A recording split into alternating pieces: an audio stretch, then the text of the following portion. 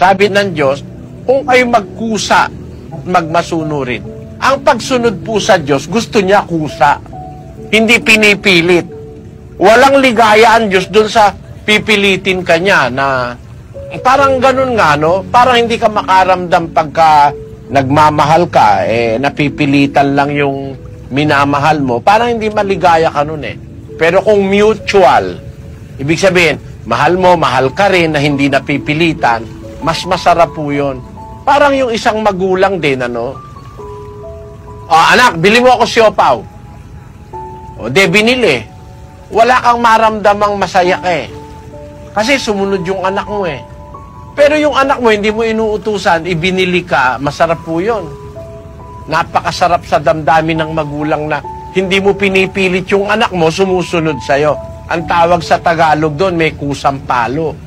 Di mo naman inuutusan, naglilinis, tumutulong. Maligaya po ang magulang doon. Ganun po ang Diyos. Ayaw po ng Diyos na pinipili tayo.